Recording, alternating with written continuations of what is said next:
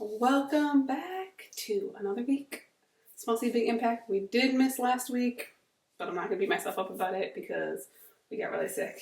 And we almost never get sick, but I think we all had the flu.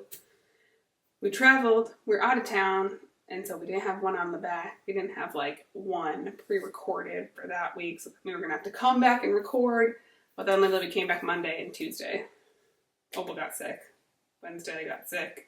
And it was just a staggering effect of everybody getting sick. So I was like, I'm not going to fight myself about not doing it. But I'm making Shane record tonight because I was like, I don't want to miss 2 weeks in a row. We're going to fall into bad habits. So I'm making us record. It's Tuesday night right now. And hopefully I'm going to have this up by tomorrow. Tomorrow? I think so. Maybe. There's not much I need to do. How about Thursday? We'll see. It's either going to be up Wednesday or Thursday. Whenever it's up. We're still getting it up this week. And I said we're doing it before this weekend because I want to have it, like, in there. I told myself I want to record every week this year. So I'm not mad. I was sick. We never get sick. Like, we never get that sick where we're, like, legit dying. Mm-hmm. Like, I was, like, really sick for a couple days. But thankfully, I do have to say this, which is going to lead into, like, kind of what we're talking about today. But when you take care of yourself all the time, when you do get sick, like, I literally have not been that sick in years. Like, I can't remember the last time I was that sick, where I felt that bad. For that many days in a row. That many days, because I do get, like, of course, like, sometimes I get, like, a little thing here and there, but it's usually a 24-hour thing, like, I'll just not feel good for 24 hours, and it's not like I feel that bad. I'm just like, oh, I don't want to do anything. By the time, like, night comes, I'm like, I just want to, like, lay on the couch and go to bed early, and then by the next day I feel better. But no, yeah, like, I can't remember the last time I was, like, sick for that many days in a row. I think it was when I was pregnant with Opal. Remember we got, like, something... In California? Yeah, do you remember? Yes. We got, like, really, really sick. We were sick for, like, a week. It was probably the flu, too, honestly. No, it was, but so it was, like, February or something. It was great. January, February or something, yeah. That was the last time I remember being, like, that sick. Even when we had the bid, I wasn't that sick. Yeah. You know?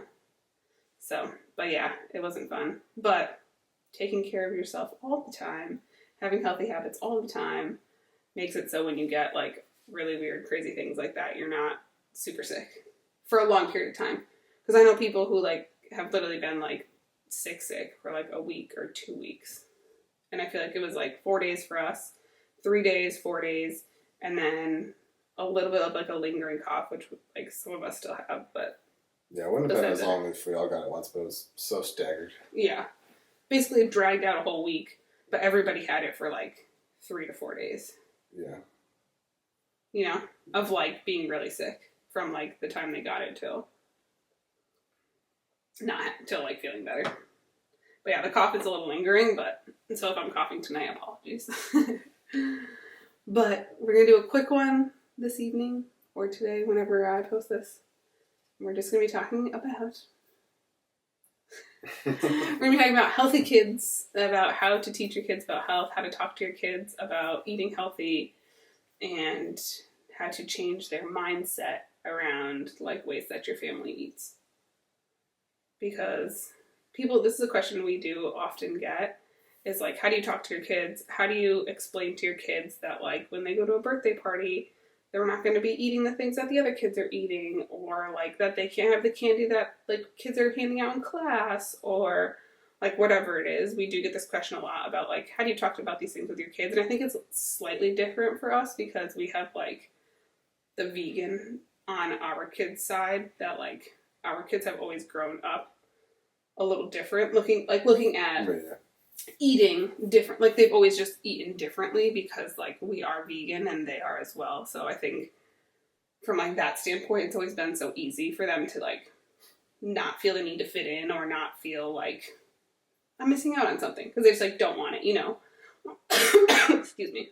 Once the kids are old enough, like, our kids didn't really go to birthday parties until they're, like, Opal was, like, 4, you know, like 3 or 4. I can't remember her first birthday party.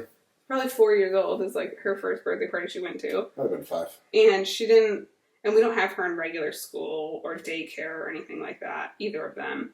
So, in a way, we have a lot of control over the situations our kids are in, you know? But I do think even if, like, that was not the case and our kids did go to regular school or they went to a lot of different parties or they did whatever. I think just setting them up so that they understand and talking to them in different ways depending on the age that they are so that they understand like why your family doesn't eat this way, like why our family doesn't eat this way and other people do eat this way without like shaming the other people is important, you know. And it's easy once you like to break it down to a level that your children understand. Like obviously you're not going to be explaining the ingredients to a child and having them like read the ingredients and being like, oh, yellow number 5 does this, like gives you cancer. Like you're not going to say that to like a 4-year-old, but you're like, hey, you talk to them in a way that they do understand that. You can be like, we don't eat food dyes because, you know, sometimes when you're really overtired and like you get really moody and it's really hard for you to fall asleep, or like maybe you feel really irritable, like things that your kids can relate to. Like, oh, when you just feel like you're crying for, like, you don't know why you're crying, but you're crying. Like, Opal, she gets really emotional, you know? Yeah. Or Sage, I'm like, when you're frustrated and you can't, like, you don't know why you're frustrated, but you feel frustrated, like that feeling, like that's why we don't eat that, because it's that feeling times like a million, you know? And so I think like being able to talk to your kids in a way that they understand, or like every kid knows what it's like to like have a stomach ache or have diarrhea or just feel sick in general. Like if your kids have ever thrown up before, no kid likes throwing up. It's like you can use these things that like they've experienced and gone through and be like, if we eat this way, this is what is going to happen. So therefore, that is why we don't want to eat those things. But what we've always done too, or I've always done for our kids in those situations, is I've always made sure that like I know in advance if we're going like into a birthday party, or if we're going to like a little homeschool event or something where there's going to be candy, or there's going to be cake, or there's going to be snacks, or whatever it is. I always try to have something that's like comparable. Like we're going to a birthday party, there's going to be cake there. I'll make like Opal and Sage a little cake of their own, like a little cupcake. I'll bring something that's like special for them that like has frosting and like sprinkles and like whatever it is, you know, or like make them a little mini cake and like bring that for them too. So that it's like when cake time comes around, they're not like sitting there like, oh, and like looking at all the other kids like, man, I really wish I had that. It's like, oh, I'm just going to pull out mine and like, here, I still put it on like the birthday plate and like do all the stuff, you know, but like, and all of our friends know that we eat this way. So I'm like, hey, putting it in your fridge. And then like when it's cake time, I'm just like pulling it out and giving it to the kids. Like, and it's not even a big deal. And now I have friends who like do the same things with their kids because now, you know, I think once you kind of have the understanding of how these certain ingredients and things like affect your kids, you're like, oh, actually, I don't really necessarily want my kids to be eating that way either. And so I think you can be a good influence on the people around you. Like, don't feel like it's weird to bring your own stuff and do your own thing, because like you could actually be in small ways influencing other people to like feel okay to do the same thing on their own. You know, at the very least, plant the seed, like get them to second guess what they do. Yeah, you know, yeah, make them wonder. Exactly. But you always bring snacks, like not even birthday party, just in general. If you go to anyone's house, you kind of always pack your own food or snack bag. Oh, always, yeah. I always make sure that like, I mean, our kids are snack kids, like they're always snacking. They always want to be having snacks, so I always make sure to have snacks. And like, especially when we're going to other people's houses, so I don't ever want anybody to think it's their responsibility to have things that my kids can have, because like we do eat a different way than everybody else. Like I do have friends who eat healthy and who like have options available, and like of course all my friends have fruits and vegetables, like that's not a question. But I don't want them to feel like their kids can't have a cheese stick or their kids can't have like XYZ because our kids can't have it, you know what I mean? Or don't have it.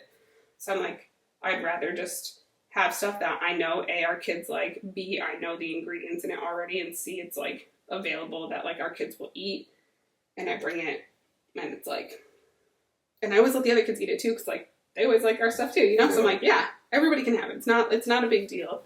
But I think, yeah, having the options for your kids and knowing in advance, like I said, or just even if you don't necessarily know, like, is there going to be a piñata at the birthday party? You don't know, but like having candy that you know your children can eat. Like we like Yum Earth as like one of the comparable candy brands.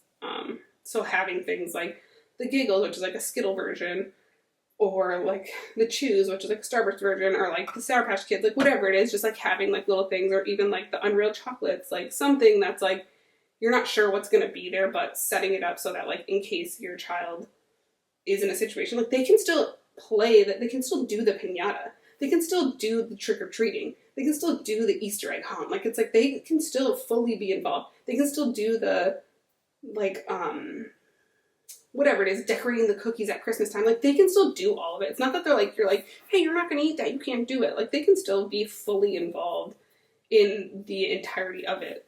And then they're just going to, like, give their candy to their friends. Or, like, throw the cookie away and eat their own cookie. You know what I mean? Like, it's like, they should still feel like they can be involved in whatever it is. And I think, like, sometimes people are like, oh, I'm just not even going to bring my kid to do that because they feel like, I don't want to put my kid in that situation. I'm like, it's not a situation. Like, you just set yourself up for success instead of failure. I think they're just using their kid as the excuse. They don't want to put themselves in, like, that type of attention.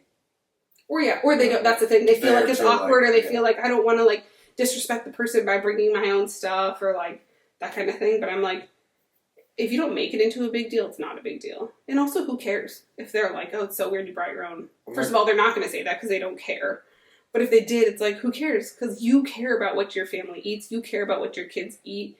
And also, you know what your kids like. Like, if my kids, they've had, like, sugary things before that, like, you know, probably aren't, like, the greatest.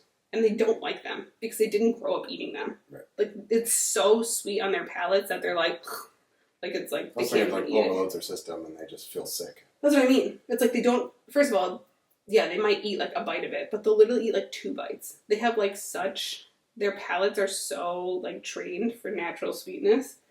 And, like, obviously, like, some of the things we give, like, the Yummer, like, yeah, there's sugar in it. Like, let's be real. It's still candy, you know? It's not like it's fucking made from beets and carrots. Like, it's colored with beets and carrots, but it's still got sugar in it at the end of the day. It's like they eat sugar, but the, like, hyper palatable, like, hyper addictive, like, high fructose corn syrup and, like, really, really, really sweet things that are, like literally, like, shock your system, like, they just don't like because they've never had them.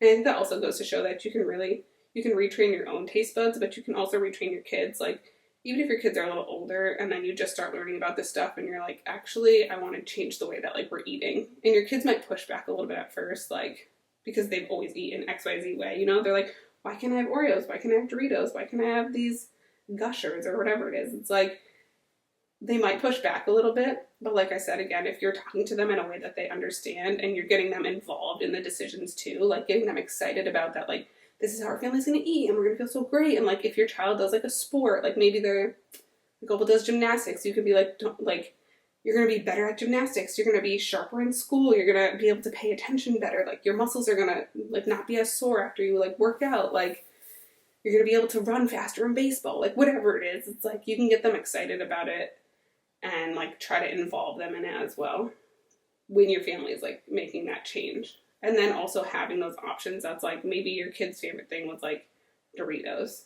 Trying to find, like, the healthier option. Like, you don't have to, I say this all the time, but, like, you don't have to buy all, like, the expensive alternatives because that is, like, where things start to get really expensive. Mm-hmm. But if there's, like, one thing that they love, maybe they love Oreos, Doritos, whatever it is, try to find, like, the healthier version of it and still let them indulge in that, you know what I mean? Because then it's, like, it fills that want of them wanting something. I don't know. What do you think? Yeah, I mean, this is mostly what you do with our children, so. I'm like, they eat snack foods all the time. It's just the better version, you know? Yeah. I think it's funny when people are like, you're going to give your kid an eating disorder if you don't allow them to. Like, this is a comment. This is a weird comment that we get a lot when I share stuff about, like, the kids, the way the kids eat, or, like, things that we do with our children when I share on Small Seed and, like, those posts go viral. It's like I get so many comments, people being like, oh, this is an eating disorder in the making. Like, oh, your children are going to have eating disorder.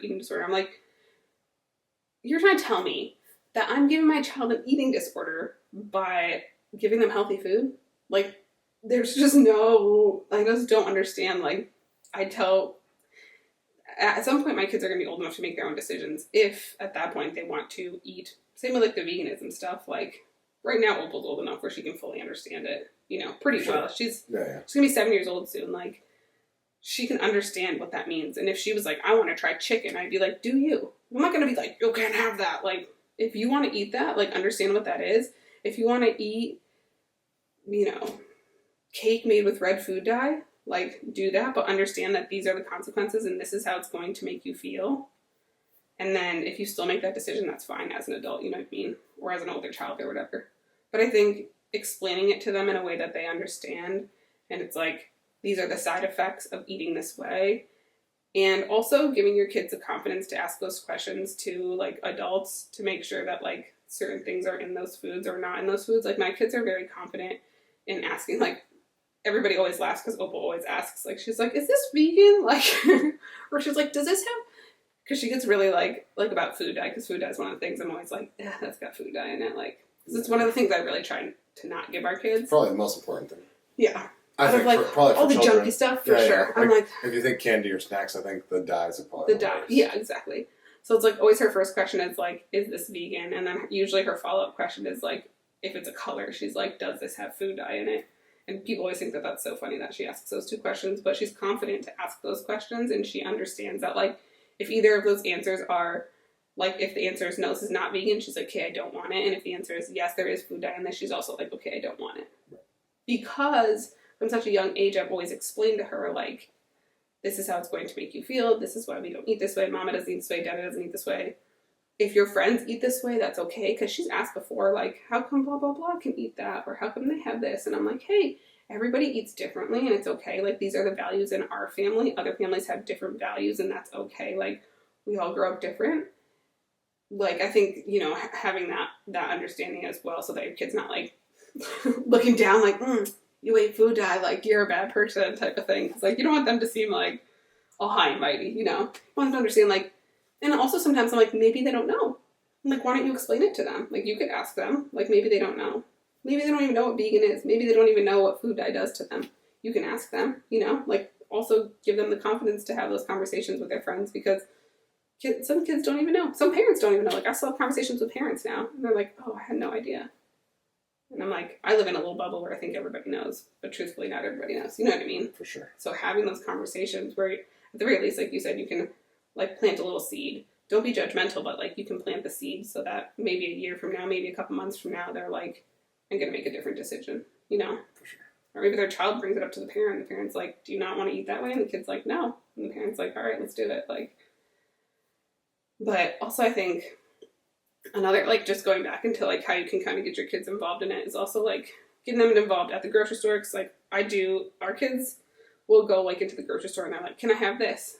And I'm like, Opal can read, but, like, I'm not going to have her read the whole back of the label. But if your child can read the back of a label, you can, like, do that with them. Be like, hey, read it to me. And then if they read it and you're like, okay, do you know what this is? Do you know what this is? Do you know what this is? And if you're like, do you know what that is? And they're like, no. And you're like, all right, then let's put that back. Or you can take out your phone and Google it and be like, and then read what it is and be like, is that something we want to put in our body? Is that going to fuel us, or is that not going to make us feel good? Okay, let's either put it back or like, let's give it a try.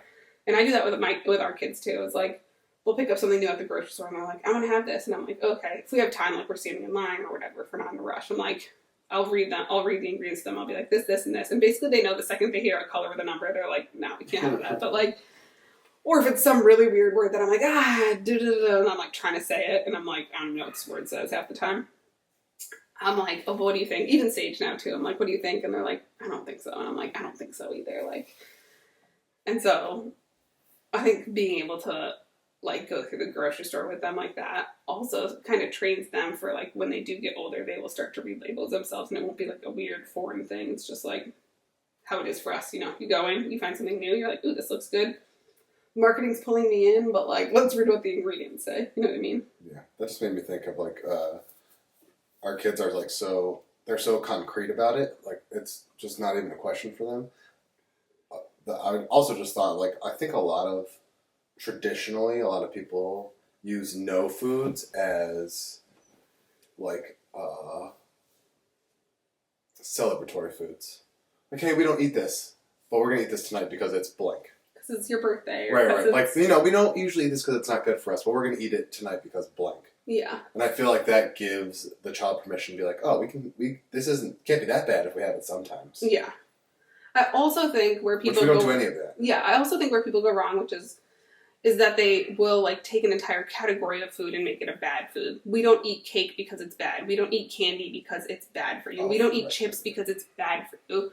So rather than taking an entire category of food and demonizing it, it's like, we don't eat these ingredients because they are bad. Not the entire category of food is bad, because that's when you kind of do create those like eating disorders where people like binge on bad food, you know. But that I mean like ice cream or like those. I'm not like, really sure how disorders come about. So. Well, I mean, like that's what I would think would create eating disorder. Oh, I can't have these foods are bad for me. And rather than that, it's like you can still have ice cream. You're just not going to have the ice cream with this ingredient in it. You can still have cookies. You're just not going to have the cookies with this ingredient in it. Because then you're like, no food is bad or good. There are good ingredients and bad ingredients. For sure. You know, no food group is good or bad. There are good ingredients and there are bad ingredients. And I think that creates like the ability for a child to have a healthy relationship with food. Definitely helps. Yeah. It also gives them the confidence to make those decisions. Yeah. But I think, like, yeah, so I think going to the grocery store and walking through the grocery store and, like, not just being, like, no to your kid, like, explaining to them, or even just, like, I let them make the decision. They know, like, you know, like I said, they know certain things, and maybe it's, like, you're teaching your child that, so that then when you read those ingredients off, they know that those are not ingredients that they want to put in their body. But also, it puts the decision on them. It's not like I'm telling you you cannot eat this. I'm asking you, do you want to eat this? Do you think this is going to be good for you? Does this fuel your body? Is this going to make you feel good, or is this going to make you feel moody? Like, I always use moody for the kids because, like, that's what our kids get. Like, they know what they don't. If they're moody, like, they know they don't feel good. And so I'm like, if you eat this way, you're going to feel moody, or like you're going to have a stomach ache or whatever it is. And then it's easy enough for them to be like, I don't want that, so I'm not going to eat that. Yeah. Right. They understand it. I think also if like you're changing a way that kids eat, or if there's like, you know, like your family, or you're trying to introduce them into like healthier diets, is getting them like involved in the kitchen too. And like being like, let's make this meal together. Like help me prep this food. Like, or having them choose something. Oh, what do you want to make tonight? Like, do you want to make pizza? Okay, like let's look up a really good recipe for like a healthy pizza, and let's like make it from scratch so it's like fun and they're involved in it and they feel like they're part of it, because they're more likely to try something that they like hands-on made or even picked out themselves, rather than you being like, we're eating this like new green thing tonight, and they're like, we've never even eaten greens our entire life. Like, you know what I mean? Like they always ate chicken nuggets and like frozen like fish sticks, and now you're like, no, you're gonna eat a salad, and they're like, what the hell's a salad? Like, you know what I mean? Like, it's like you have to, first of all, you have to take small steps, but secondly, like you have to get them involved in it, because if they're involved in it, they'll take more pride in it, and if there's pride in it, then they'll want to try it at the very least. And also, I think just not giving up on your kids not liking things, like trying to find things that they do like, or trying to cook things in different ways or with different spices or different sauces or whatever it is, because your kid's not just gonna like everything the first time. They probably are going to push back, you know? But I think if you have those, like, especially options, from, like, a lot of foods are addicting, so. For sure. But they're addicting, and your child might even go through withdrawals depending on how old they are. I mean, like we do, you know what I mean? Like sugar withdrawals, or, like, super ultra processed, like those heavy, like those oils, those salts, MSG, like all of that. Like, you do have literal side effects that, like, happen when you take them away. But you can retrain your brain, you can retrain your taste buds. And like same with your kids, like you'll just retrain them to have those things that then like they do crave. And then when your body's like cleansed and cleaned out, and your gut bacteria goes back to like a normal balance, and like everything's like healthy inside, then when you have cravings, it's like, I'm craving, like usually your cravings are speaking to you because it's like a deficiency that you're having or something that you need, because maybe you're like, I'm really like want citrus, like something citrus, and maybe it's like a vitamin C deficiency or something like that, you know? And so like having those things, like your body is talking to you. Your body's not telling you like you need McDonald's. That's not the type of like cravings I'm talking about. But like once you're actually healthy and then you have those cravings, like it's healthy foods you're craving for. Right. I know people who are like, I'm craving a salad. I'm like, yeah, a crunchy, delicious, like green, like when you eat vegetables all the time and then like you go a couple days without eating them, you're like, I need something, like I need vegetables. Like I get like that sometimes, like when, like maybe we're traveling or something, and I'm like, okay, I need like vegetables. Like we've been eating like out, you know what I mean? And so your body craves those healthier things. And your children will too. Like our kids, I'm always so happy, but like our kids really do choose like fruits and vegetables over junk food 80% of the time. For sure. You know? Like I'm like, I have I always bring snacks, like Shane said. I always bring snacks. I always bring, one of the things is always like some type of vegetables or like a container of vegetables. The other thing is always fruit or a container of fruit. And then I'll bring like a bag of chips and like, I don't know, something else, like popcorn or something.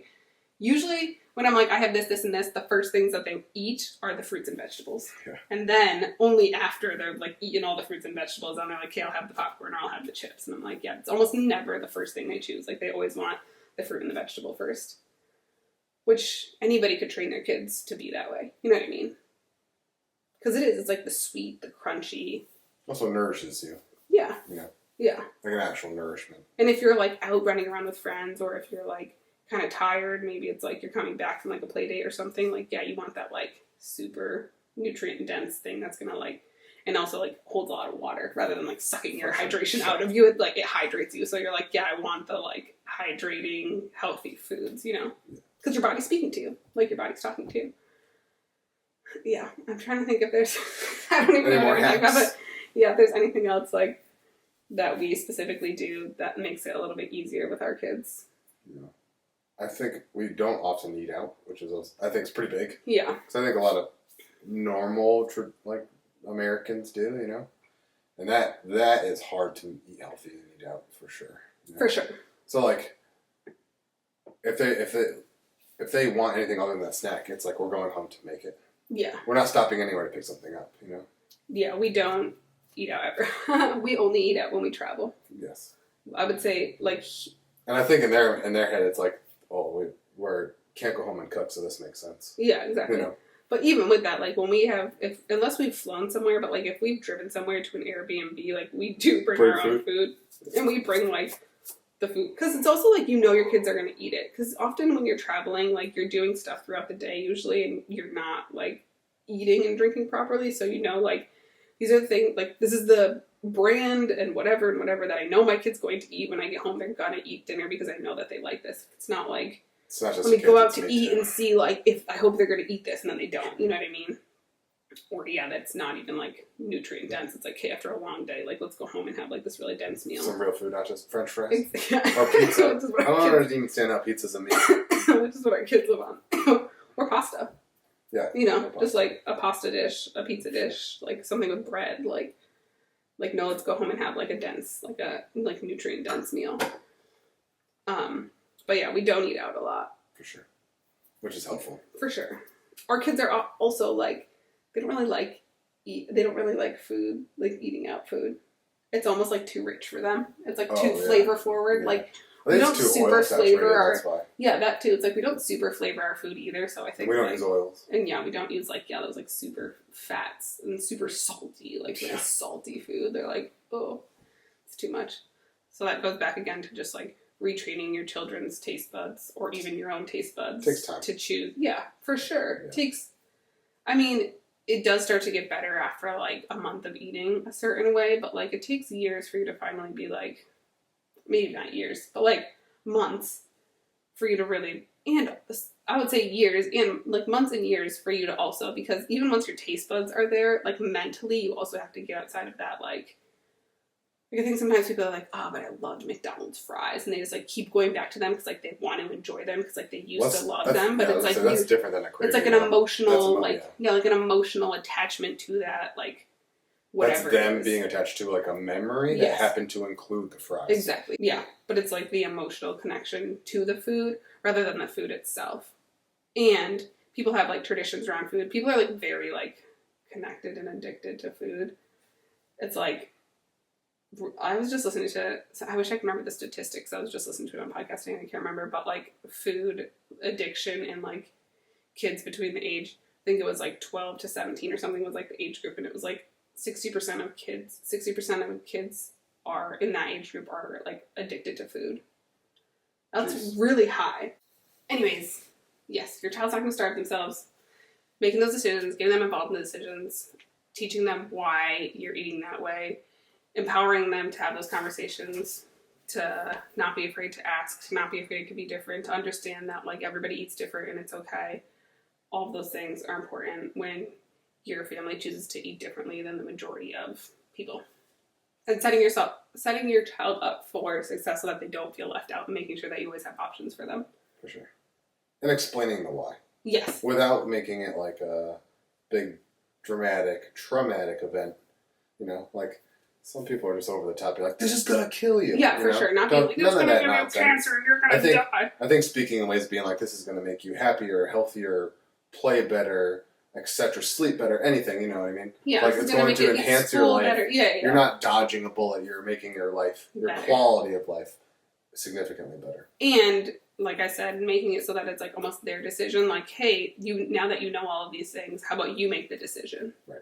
And giving them the power to be like, I choose this, rather than like, I choose this for you and you have to do it because I say you have to do it. It's like, no, you're giving them, like, you're laying everything out so that they understand, and then you're being like, now what do you think is the best decision? Yeah. And I think that's like ultimately putting the power in their hands. That's also good advice for not children. Yeah, for adults too. Exactly. For everybody. The only way something's going to stick is if the person's making the decision themselves. Sure. So, hopefully this is helpful for you guys. Thanks for coming back for a quick one, and we'll be back next week.